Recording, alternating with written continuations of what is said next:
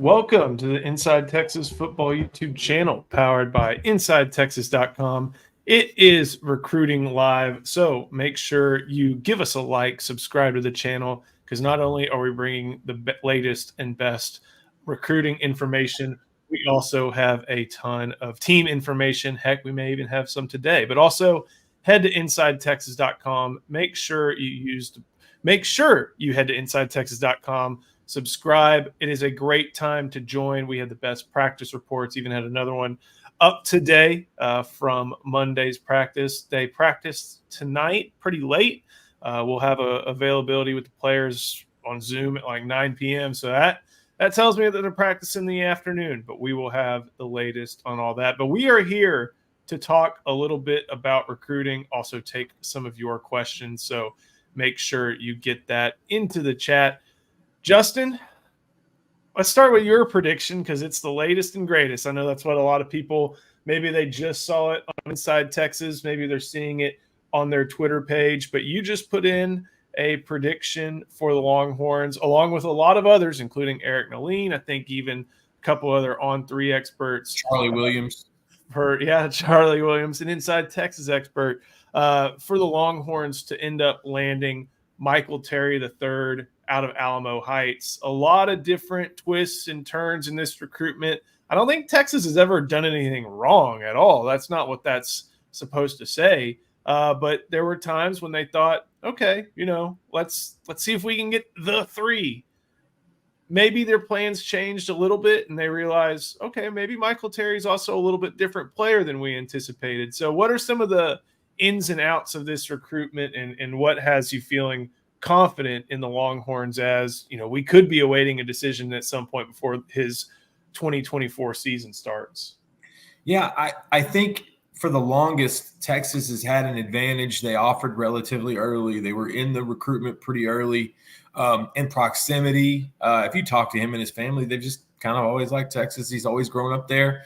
And then I feel like when he came for a junior day in January, there was a little bit of a disconnect because I think Michael was really wanting to play offense. And I think Texas was almost trying to sell him a little bit on defense, whereas every other college that's offered him is giving him an opportunity to play offense. And so fast forward to his June official visit, they continue to build that relationship. Tashard Choice offered him really early in the process. AJ Milwaukee's done a really good job kind of cultivating that relationship along with Steve Sarkisian. They brought him in on an official visit and they gave him a presentation he couldn't deny. Like they said, look, we're getting away from this defensive mindedness. We just need you on the team. We think we can find you a spot on offense if that's your best fit, whether it be H-back, tight end, or even a receiver, depending on how this cycle kind of goes through. And so, in that 6-month window, I think Michael built a lot of good relationships with other schools. Nebraska got really, really close to him. Texas A&M got relatively close. Oregon, man, they got real close, and they're the ones that Texas I think is going to wind up battling in the end. Will Stein's the OC there up in Eugene. He offered Michael Terry when he was an eighth grader when Stein was the OC at UTSA. So there's so much familiarity there, but I just think that Michael Terry wanted to feel wanted, and I think he wanted the opportunity, if it presented itself, to play with the ball in his hands. Does that mean he gets there in 2 years, he turns into be one of the best outside linebackers in college football? Potentially. Safety. Listen, this guy can do it all. This is one, I think Texas may have overthought it for like 5 minutes and then realized, what are we doing? He's a take. He's a priority. Push everything to the table, and I think that's why they're going to win him over. Coach, you also had a prediction in favor of Texas as well, as Justin mentioned. And as you can see, you've got his highlights there on the screen, making plays, offense and defense. And one thing I always look for, depending on the prospect, but I think in the case of someone like Terry, do they have big stadium highlights? Because if you're playing in a big stadium and not just your ISD stadium, most of the time that entails that you're playing some good competition. So you saw some of them there at UTSA at the Alamo Dome. But when you look at him as a prospect, and that's a pretty nice clip right there. What are some of the things, at least on the offensive side, that you really like with Michael Terry? Yeah, just looking at him, man, it's ball in his hands. He's making plays like after the catch. You can hand it off to him, like he's gonna make people miss. He's gonna run you over. He's gonna run past you. Like he's just a total athlete. It's very rare that you find guys like that. And you look at a couple of maybe on Texas roster. Anthony Hill was that way. So Joe Kendall was that way. Like it's just playmakers, and that's what Michael Terry does with the ball in his hands. He just makes plays no matter where you line him up. Just the versatility that he brings to the table, man, is just unmatched, if you ask me. Coach, I think you and I compared him to little Jordan Humphrey a few months ago. Mm-hmm. I think that was kind of our comparison there. And I'm watching these highlights and I'm thinking, man, Coach and I were really right. Yeah, definitely. You look at little Jordan, who carried the ball at running back for South Lake Carroll a ton, right? Before he came to Texas to play receiver / wire H. And so, yeah, that's what he definitely reminds me of. Maybe it's a little fast and little Jordan there, but yeah, it definitely reminds me of him build-wise and everything else. I remember I got to watch, I think, a full little Jordan Humphrey game, Southlake versus Westlake, way back when I think Charlie Strong was head coach. Sam was like a freshman or a sophomore, Sam Ellinger. And yeah, little Jordan was one of the best players on the field. He was a running back, but he was a 6'4" running back. I don't think Michael Terry is that tall, but it's just someone who can do so many different things on a football field. And there's a reason he's got that 5-star billing. Like Alamo Heights doesn't put out superstar players. It's just not a program that does that. More Northside San Antonio teams, as you start getting out into some of the military suburbs, they tend to do that more. But the fact that he's doing that there is, making all these plays. He's got 8 minutes of highlights. All these teams are taking a look at Michael Terry first, second, and third every single time they line up to play. Every time they line up to play the Mules, and yet he's still making plays like this. So I've always been very impressed by what Michael Terry can do, and now we feel like the Longhorns are in a good spot. But Justin, like you mentioned, Nebraska, Oregon, Texas A&M for a little while, but more so now Nebraska and Oregon. Do you know if their pitches vary from what the Longhorns have been talking to him about? It's similar now this summer. They've all kind of been the same this summer, and it's an offense. It starts off on offense, and if for some reason doesn't work out in a couple of years, just be open-minded on getting on the field, possibly on defense. The only difference is I think the other schools pushed offense maybe a little earlier. But again, A.J. Milwee did an amazing job on this official visit. They gave him a presentation that showed him. You could tell they did a lot of film study and that they factored in, just everything you can. And they, they come to realization you can't miss this kid. You need a Michael Terry in every program. It doesn't matter what position right now. Just get him in the program and convince him that this is the place for him. And I think that's exactly what happened there. But no, the other schools were all pushing offense early, which is why I think there was a separation there from say January to maybe May, because that's how Texas Tech was catching up with him. That's how Oregon was really getting on the map, was selling that. Texas made a little correction, I think, in that official visit, and they haven't looked back since.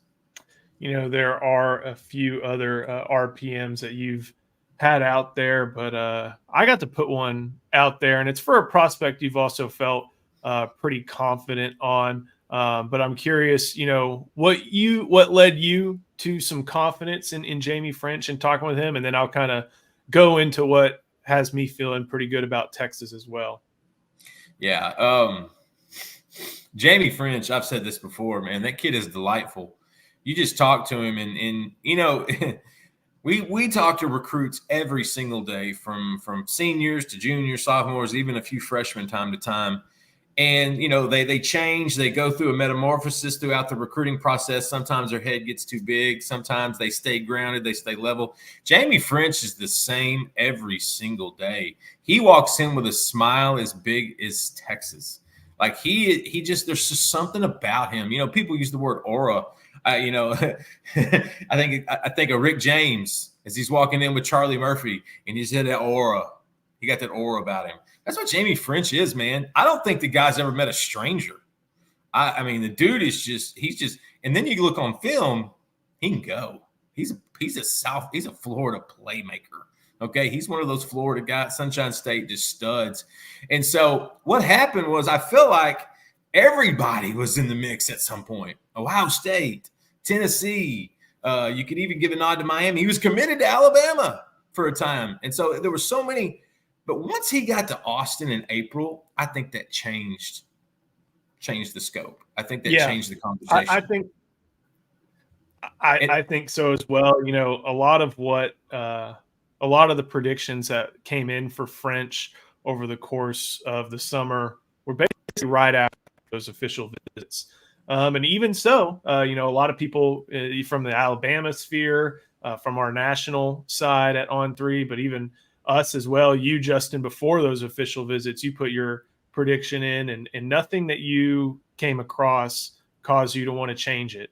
And that's even now after we have the data that, you know, he made some end of July trips. We know that the Miami Hurricanes are really trying their best to keep him in Florida. I know Jacksonville's not South Florida, so I won't make that mistake.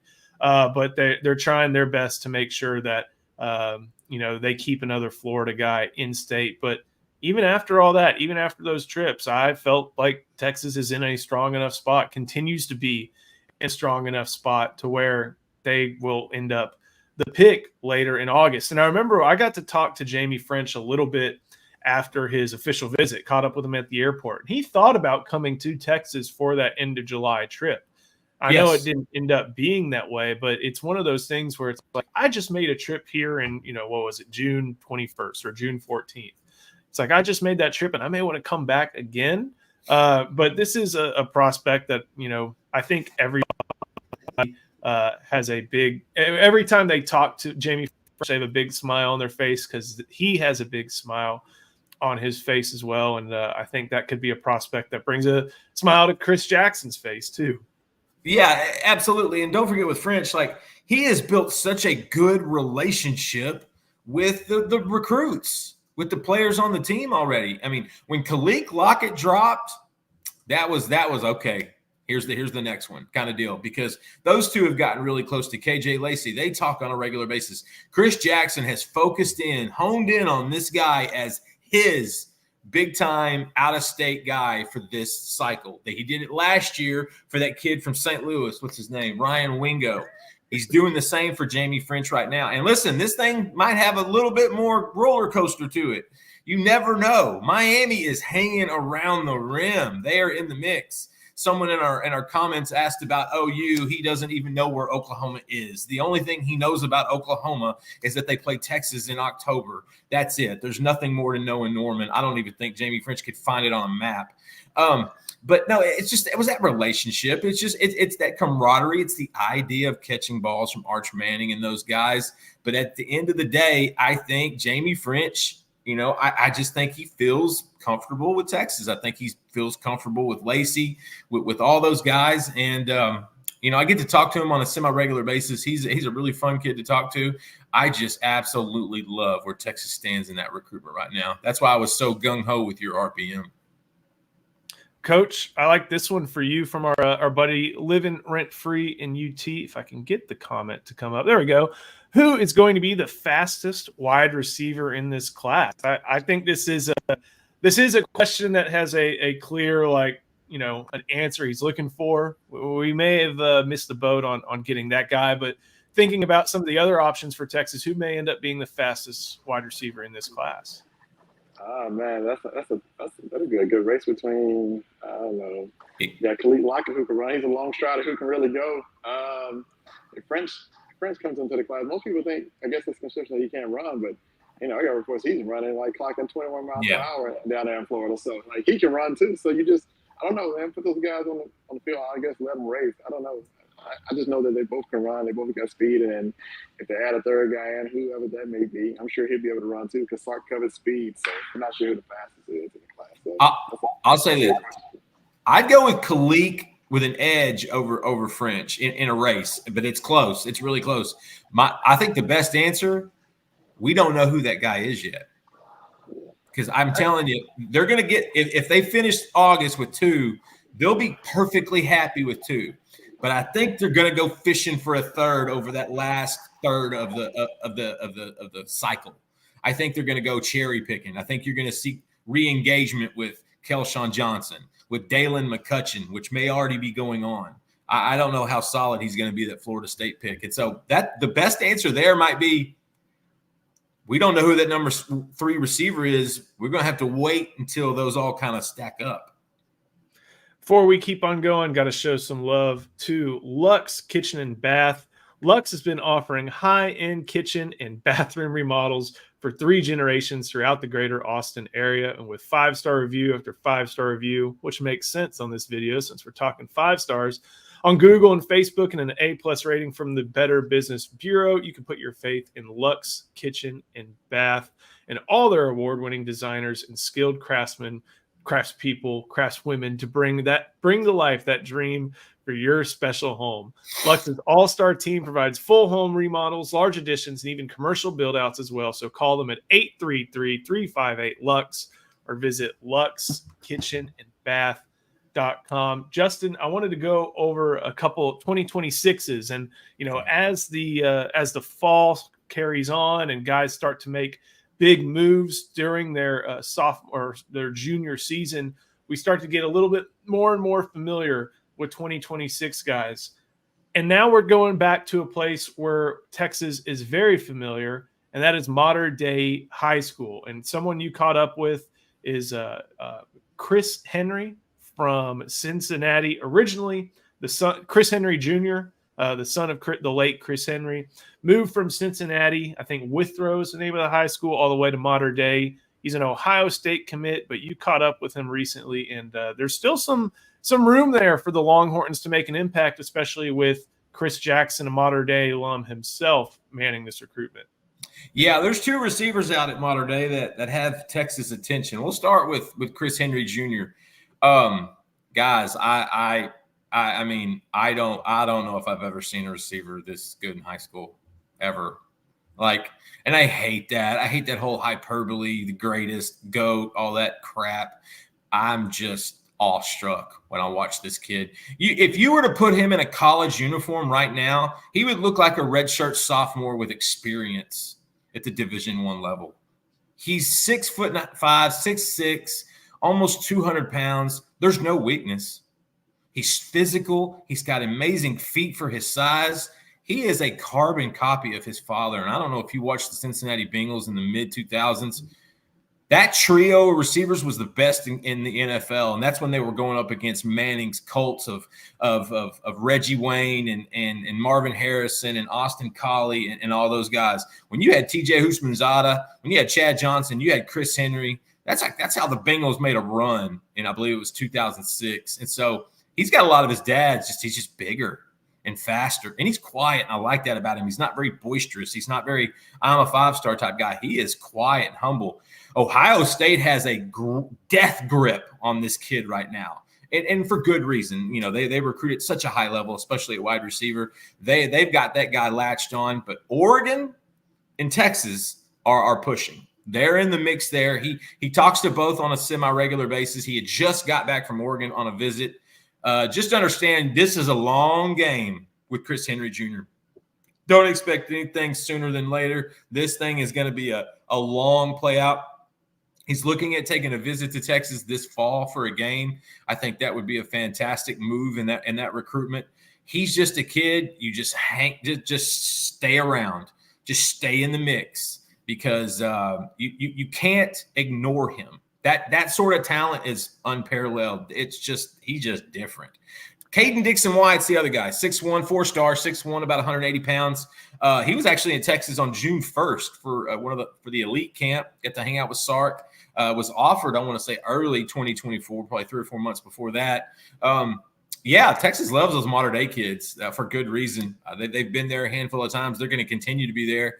And it doesn't end at Caden Dixon-Wyatt. 2027, they have a tight end named Mark Bowen, who's going to be a 5-star. He's going to have 40 offers, who is already one of the best tight ends in the country, I think, going into his sophomore season. They're stacked out there. But Chris Henry Jr., I I've never seen anybody like him at this level ever. And Caden Dixon-Wyatt, watch that kid. That guy's got he's a sneaky receiver. He's got really good hands. He's got really good mechanics. He's got a good first step. He sinks his hips whenever he comes in and out of his routes. He's a guy to watch, and you just understand, look, Texas is going to be fishing in modern day's pond as long as Steve Sarkisian is coaching in Austin. Coach, kind of going back to Chris Henry, and you think of tall receivers, and heck, we kind of talked about one earlier a little bit, but you think of tall receivers and a tall receiver who's the number 2 overall prospect, I think, in the country right now. What are some things that those tall receivers, we saw it and understood it with Colin Johnson a little bit way back in the day, how there's more surface area at 6'6" for those defenders to get their hands on. But what do these tall receivers have to take care of, and what does Chris Henry do so differently that makes him so effective at that height? I've never seen a guy that size move like he moves. He moves like a 5'11" slot receiver, man. It's unreal to see him run routes and see him move with the ball in his hands after catch, make guys miss, juking them out, left and right. It's like, man, he got like the Peter Warwick dead leg going on at 6'6". It's like unheard of, right? And so for me, guys that size got to watch their legs because everybody has to go low on them, right? So that'd be probably the biggest thing, that he has to watch for, just because he's so tall. But he's unguardable with the 50-50 fade ball to the end zone, jump ball. You see the guy catch screens and take them to the house, and get through traffic and get north and south pretty quick. So it's like Justin said, like I've never seen, and if I have, I don't remember seeing a talent like his at that size move the way he does. It's just unreal. And man, like that's a get. That's a take all day long. Put him in the starting lineup. Let's go right now. Hey, Coach, and there have been other receivers his size. Dorial Green Beckham is the first guy that pops to my mind. He didn't move like this. None of those guys that we've seen at that size move like this. And I know our man David Williams is saying, there's a generational recruit every cycle. You're going Ian Boyd on us, Williams, David. Now, there's not a generational talent at receiver. There's not one in the 2025 cycle. Chris Henry's just different. Just trust me on that one. Go watch his huddle. Chris Henry's doing stuff other kids don't do. And if he wanted to reclassify 2 years in advance, he could be on a Division I team right now. That would be something. Gentlemen, yes. Been going for about 23 minutes. Time for a couple questions. Got to get to our buddy Brett Nelson with the super chat. Thank you so much. A little bit different than our recruiting topic, but had to give him some love. Do we see Texas going more 4 and 5 wide?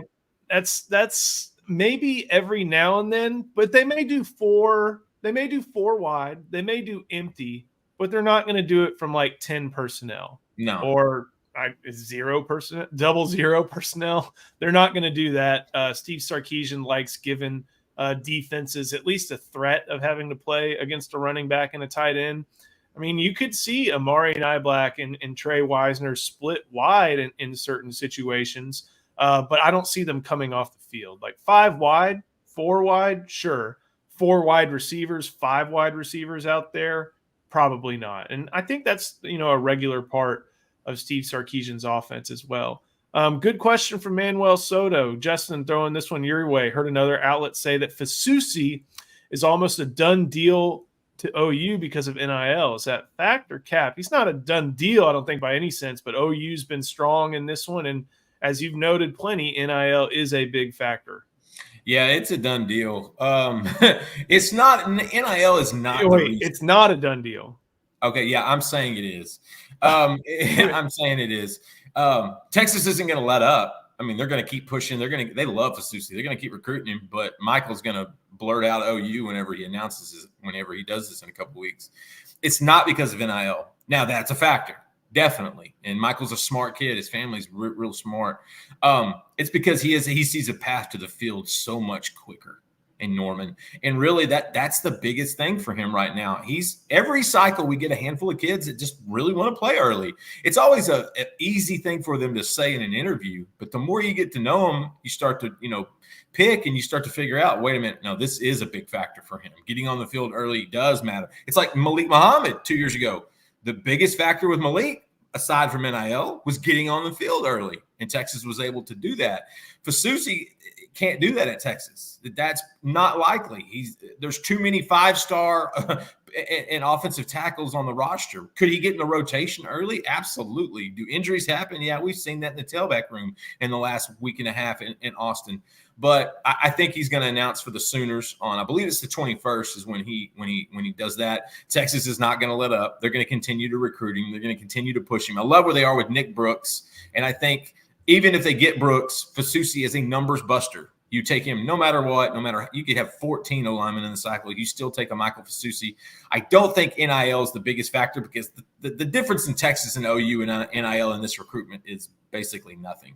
It's the early playing time. It's one of his best friends, Sean Hutton, getting a preferred walk-on scholarship to Norman. Listen, Bill Beatonball knew what he was doing when they extended Hutton that preferred walk-on offer.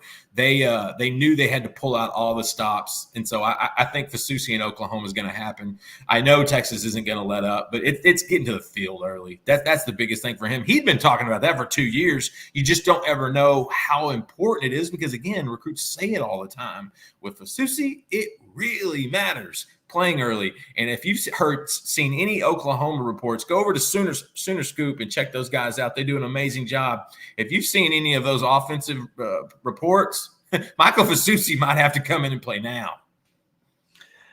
I hear what you're saying. All right, last question before we get out here. Keep it a short and sweet one. Who's more college ready day one, Jamie Lockett? Or excuse me. Khalil Lockett or Jaime Ffrench. Let's combine them and make a super receiver. All right, so Khalil Lockett or Jaime Ffrench. Charlie, who do you think? I'd probably go with Ffrench because I think he can play outside and slot. Maybe so. I'll probably go with Ffrench. That'd just be my pick. I think he's maybe more of a form as a route runner right now, but just because the number-wise on the outside, Lockett has competed with Mingo and other people on the outside. So that's the only. I think his number is based on that. I think Ffrench would probably play day one or day one. Lockett. He's getting bigger. He's getting stronger. He's filling out. He looks better now. He looks different now than he did 2 months ago when we saw him in June, and then when we saw him in May in Nashville. He's getting thicker. He's getting bigger and broader. Those shoulders, that wingspan is getting out there, and he's already a high point machine. Go watch his feet. I think either one, you can't go wrong with either one of them. You can't go wrong with either one, but I would take Lockett. Man, you're going to make me be the tiebreaker? Oh, man. I think I'm going to go Lockett as well. I think by the time he is, through with his first semester at Texas, he'll probably be like 195, 200. And I think a lot of that body control, high point ability, we're going to see more of that. He'll have the speed. Now, at the same time, I don't know if either of these guys are going to be playing a whole lot day one just because of what Texas could have playing in front of them next year with guys like, Jonte Cook's still going to be around. Ryan Wingo's still going to be around. DeAndre Moore is going to still be around. We may get a lot of the similar storyline about wide receiver rotation next year. So they may not be playing a ton day one, but day one ready, I'm going to go ahead. I'll pick Khalil Lockett. I'll go with the Texas guys and put on for the guys close to home and, a little bit for the guy who's already committed into the class.